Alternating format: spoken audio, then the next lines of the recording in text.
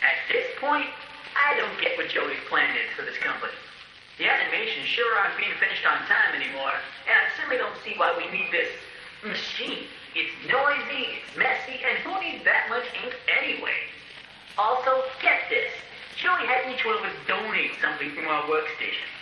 We put them on these little pedestals in the break room to help appease the gods, Joey says. Keep things going. I think he's lost his mind. But hey, he writes the checks. But I tell you what, if one more of these pipes burst, I'm out of here. It's dark and it's cold, and it's stuck in behind every single wall now. In some places, I swear this godforsaken ink is clear up to my knees. Whoever thought that these crummy pipes could hold up under this kind of strain either knows something about pressure I don't, or he's some kind of idiot.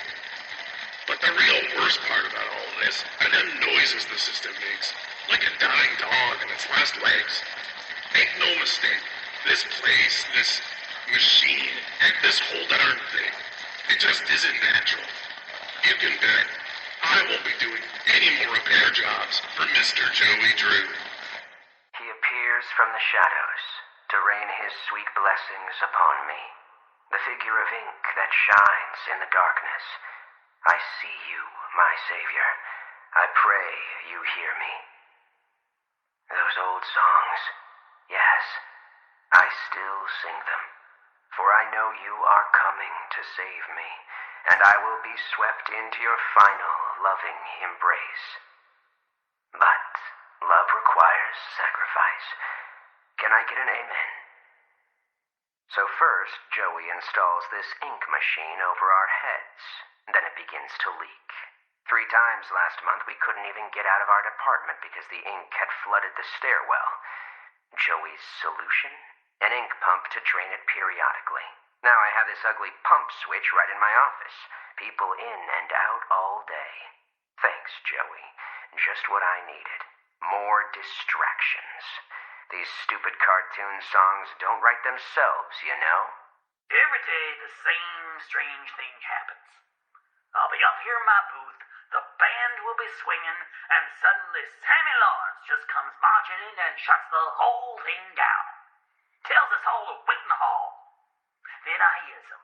He starts up my projector and he dashes from the projection booth and down to the recording studio like the little devil himself was chasing behind. A few seconds later, projector turns off. But Sammy, oh no, he don't come out for a long time. This man is weird. Crazy weird. I've got half a mind to talk to Mr. Drew about all this, I really do. But then again, I have to admit, Mr. Drew's got his own peculiarities. It may only be my 2nd month working for Joey Drew, but I can already tell I'm gonna love it here.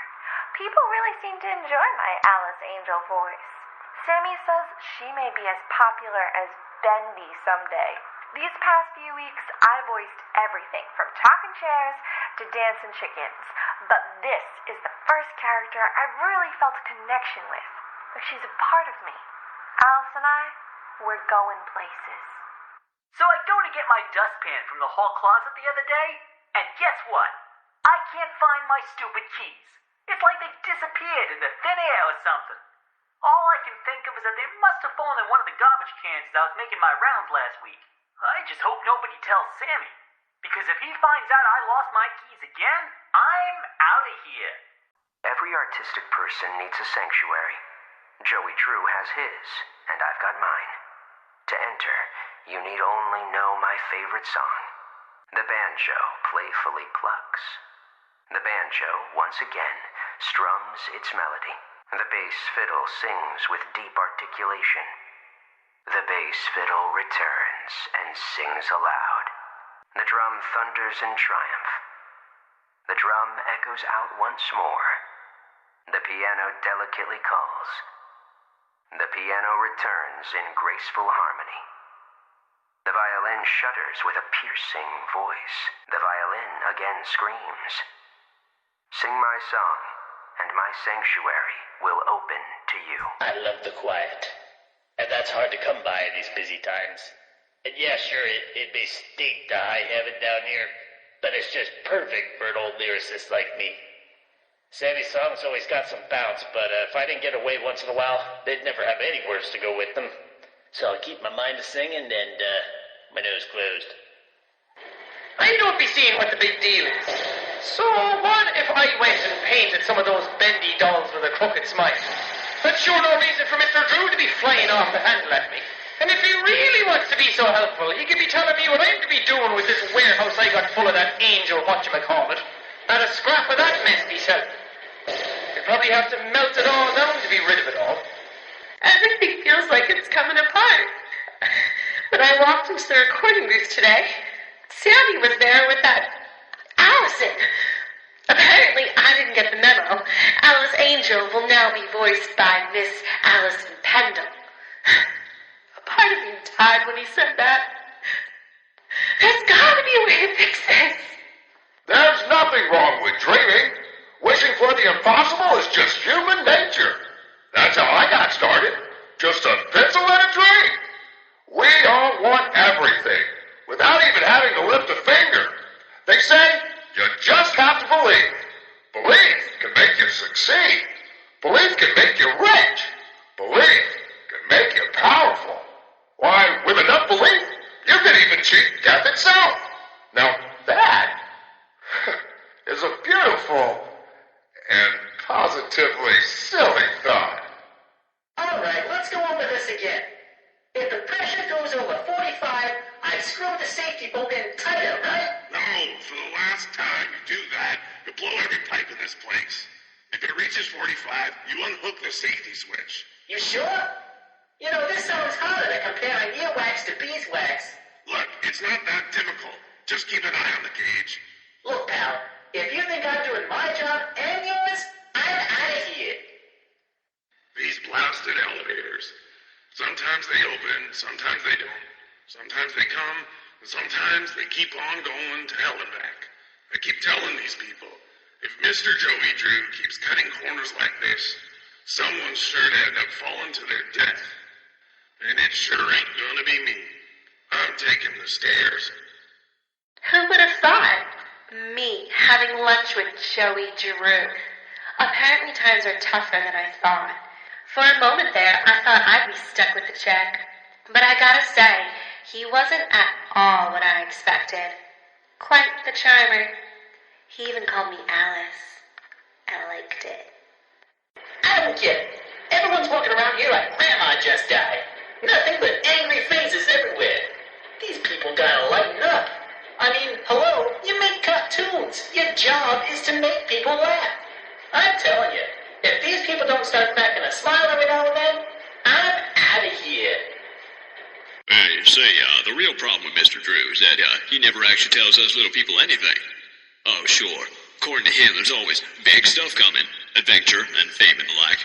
But I'm the guy, see, who has to make sure our budgets don't go all out of whack just because genius upstairs went out and got himself another idea. Speaking of which, and this is top secret, apparently Mr. Drew has another large project in mind now. And it ain't gonna be cheap. No, I'm not looking for trouble. It's just the nature of us projectionists to seek out the dark places. You see, I've learned the ins and outs of this here studio. I know how to avoid being bothered by the likes of this company. That projectionist, they always say, creeping around. He's just looking for trouble. Well, trouble or not, I sees everything. They don't even know when I'm watching. Even when I'm right behind them. Only 2 weeks into this company, and already it's gotten interesting. Joey is a man of ideas. And only ideas. When I agreed to start this whole thing with him, I thought there'd be a little more give and take. Instead, I give, and he takes.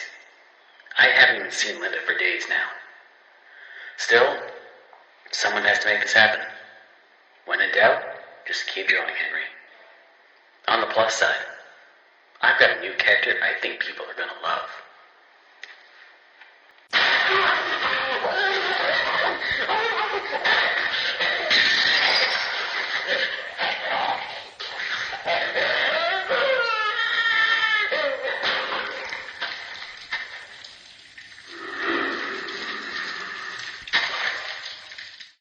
told me I was perfect for the role. Absolutely perfect. Now Joey's going around saying things behind closed doors. I can always tell. Now he wants to meet again tomorrow. Says he has an opportunity for me. I'll hear him out. But if that smooth talker thinks he can double-cross an angel and get away with it, well, oh, he's got another thing coming. Alice? Ooh, she doesn't like liars. For 40 years, I've built attractions that stagger the imagination.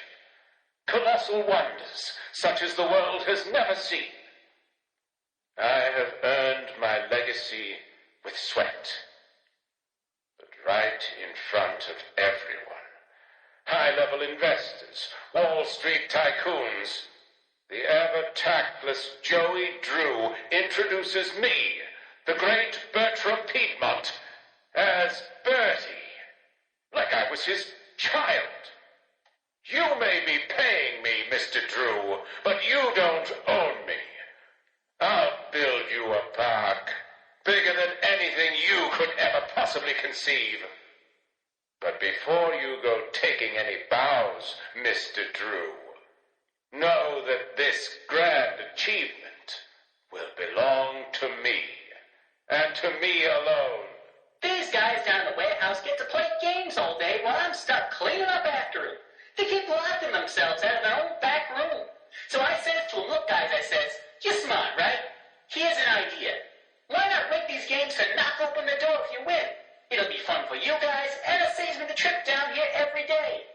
They win for it like a dog to pot roast. I tell ya, if these guys don't start realizing who the real genius is, I'm out of here. The only thing that works around here is my ulcer.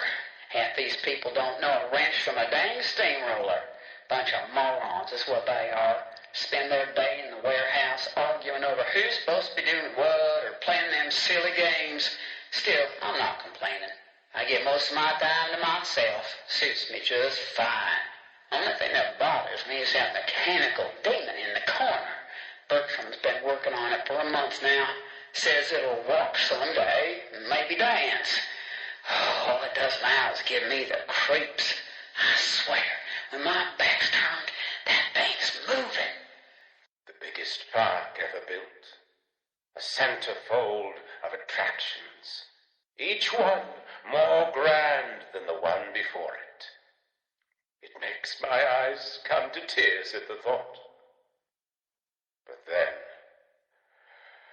oh, Mr. Drew, for all your talk of dreams, you are the true architect behind so many nightmares. I built this park. It was to be a masterpiece, my masterpiece. And now you think you can just throw me out, trample me to the dust and forget me? No! This is my park, my glory. You may think I've gone, but I'm still here. I believe there's something special in all of us. With true inner strength, you can conquer even your biggest challenges. You just have to believe in yourself and remain honest, motivated, and above all, who you really are. Okay, let's stop it right there. I can only do so many takes of this trash a day. And tell the guys in writing I want more use of the word dreaming in every message. Keep railing on that, get it? Dreaming, dreaming, dreaming. People just eat up that kind of slop. What? It's still on. Well, turn it off, damn it! Progress report to Gent Home Office. Client, Joey Drew Studios. Although we're making progress, the client's expectations keep changing. What started as a machine to simply mold life-size figures now seems to be teetering on the edge of magic more than engineering. Although Mr. Drew remains convinced they're the same thing, the process of running the cartoon film through the machine for the figures to imprint upon themselves is going well. We've had several near successes. One weird note, the first figure ever created was a failed attempt in the likeness of the character called Bendy.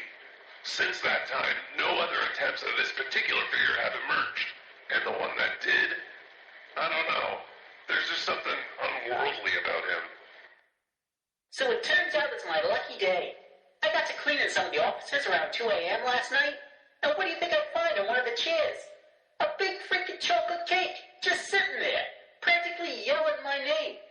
You know, I work hard. I earn my pay, every darn dollar. But you know what this company's missing? Little benefit and perks. And this here cake, it's a perk. Hopefully no one finds out what I've done. Because if they did, I can tell you what would happen. I'm out of here. A small memo to all administration offices. Rumors have begun to fly that we simply can't tolerate any longer. The idea that the company is in some form of financial difficulty is untrue, and the slanders lie against us.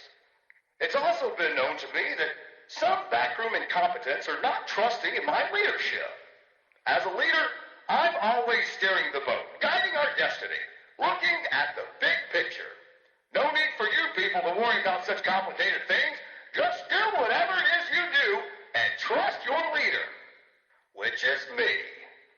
Listen, Tommy, I know you boys over at Gent are doing your best, but I'm paying for living attractions, not weird abominations. Whatever that grinning thing was I saw wandering around your office, you better keep it locked up tight. I realize it was a first attempt, but imagine if the press caught sight of it. Might scare off investors. And in response to your previous memo, if you claim that your failures are because these things are soulless, then damn it, we'll give them a soul. After all, I own thousands of them. I know how much this part means to you, Susie. Alice means a lot to me, too. Gosh, all of my characters do. In fact, I'll let you in on a little secret. I, too, really believe my characters are more than just drawings. They're alive. They're part of us. And I want people to know them as well as I do. I want people to be able to shake their hand, spend an afternoon with them, love them. Susie, I'll be straight with you. I'm putting together a small project, a little ceremony, if you will. If it works, a lot of dreams will come true. And I want you to be a part of it.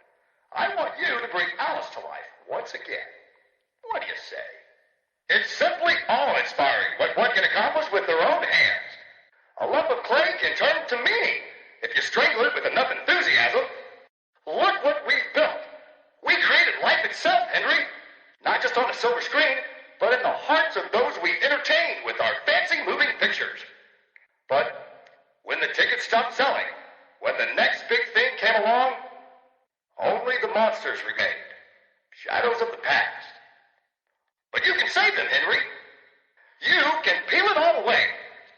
You see, there's only one thing Bendy has never known. He was there for his beginning, but he's never seen